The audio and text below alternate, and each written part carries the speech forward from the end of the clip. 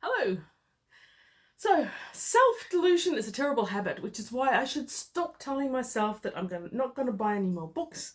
I'm going to read the 300 or so unread ones that I already possess, and there's going to be no more book hauls.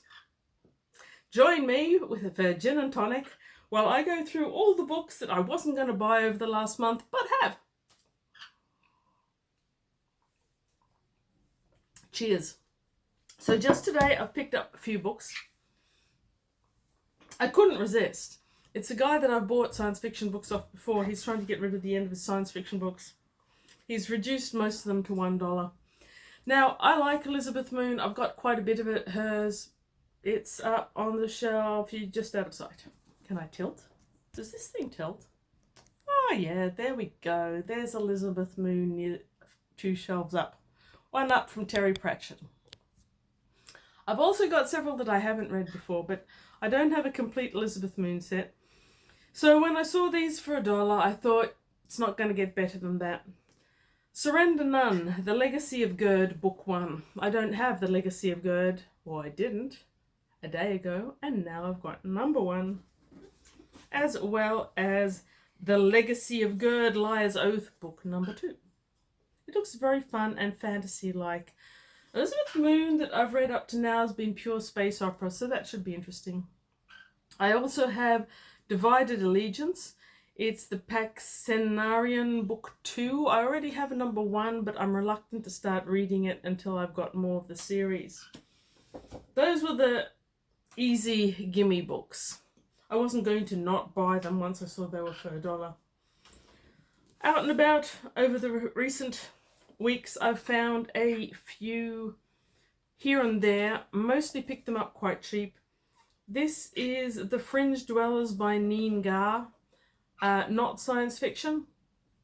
This one is an interesting West Australian, what we'd call Aboriginal. I guess most people call them First Nations these days. Don't want to be offensive or anything. I also found this really nice Pelican History of England.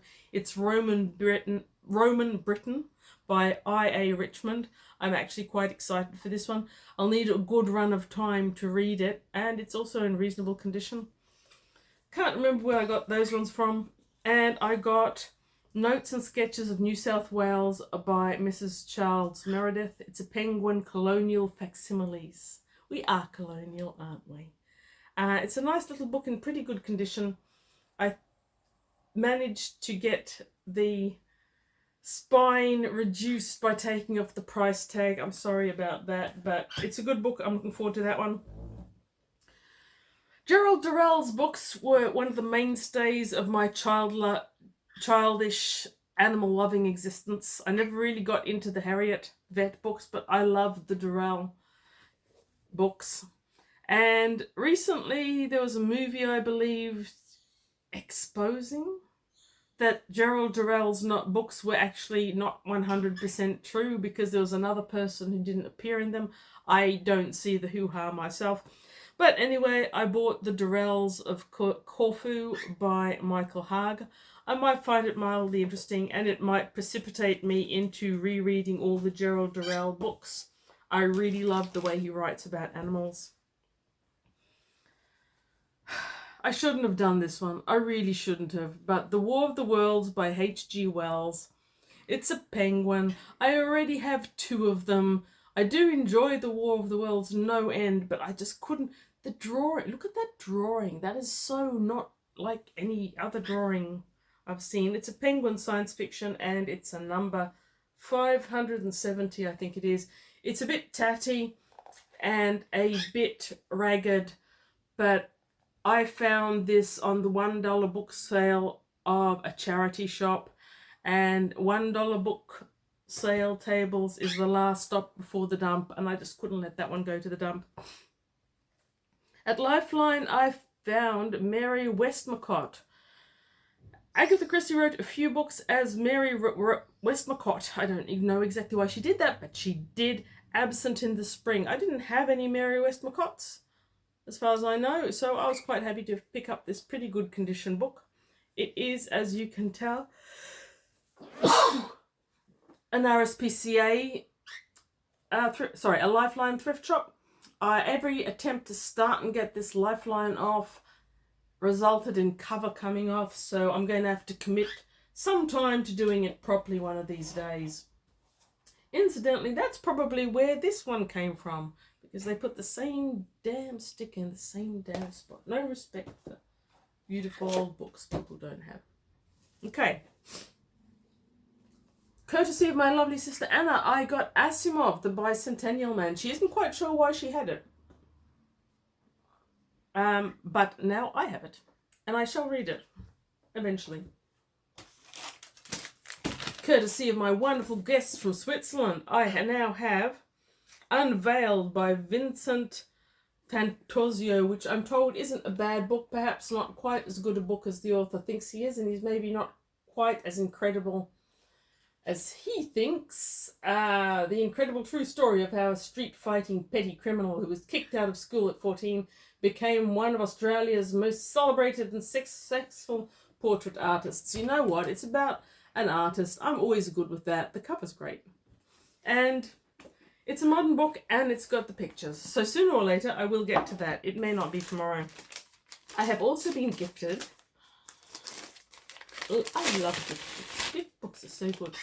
36 Streets by T.R. Napa. I'm really happy with this one. So it's an advancing technology sort of thing. I believe it's got a cyberpunky type vibe, and I am quite excited for this one. I basically got given this one because someone said, this is great, you have to read it. I said, I don't have it. They said, soon you will. So it was great. Now, I've got a small pile of very random and very strange books. These are the books that I would never have purchased if they weren't just $1. I have no high expectations of them.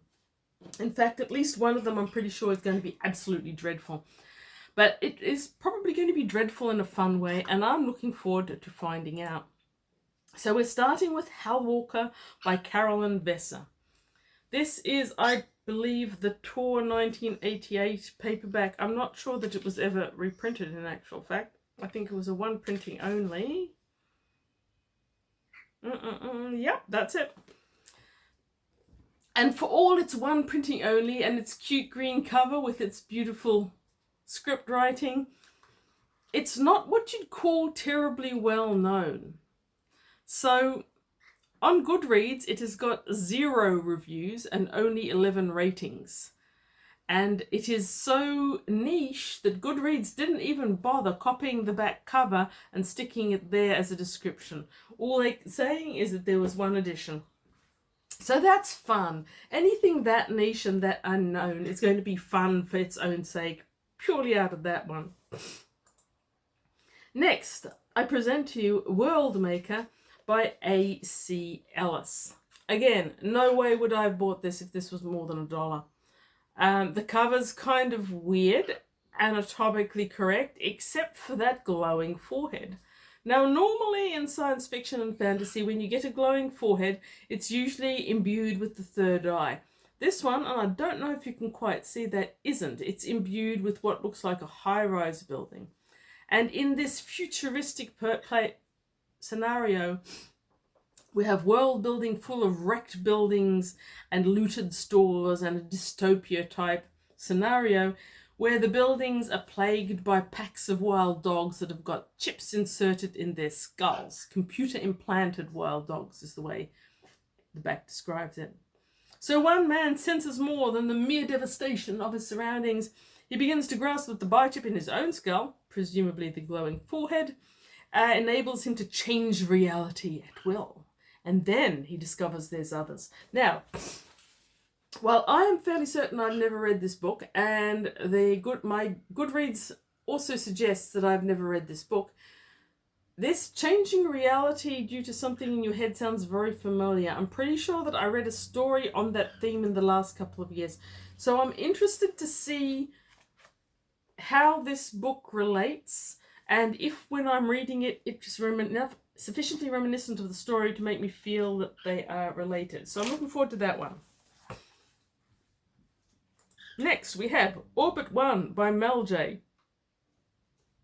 dystopian, sunsetty, man about to fall flat on his face because the author drew him the wrong on a strange angle. I don't know. Anyway, pretty good condition. It was $1.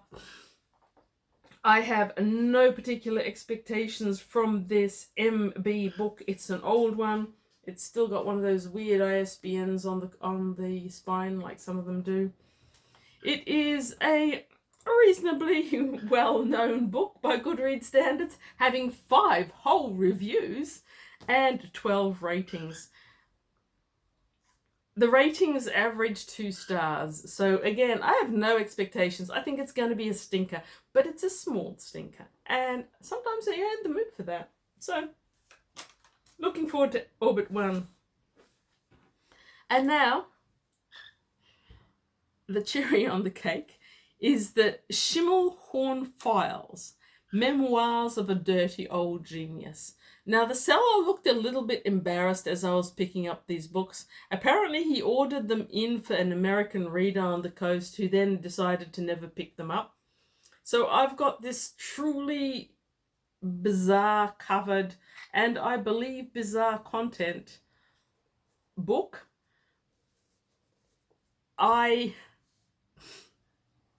This one has 1 review, 11 ratings, and an average of 3 stars.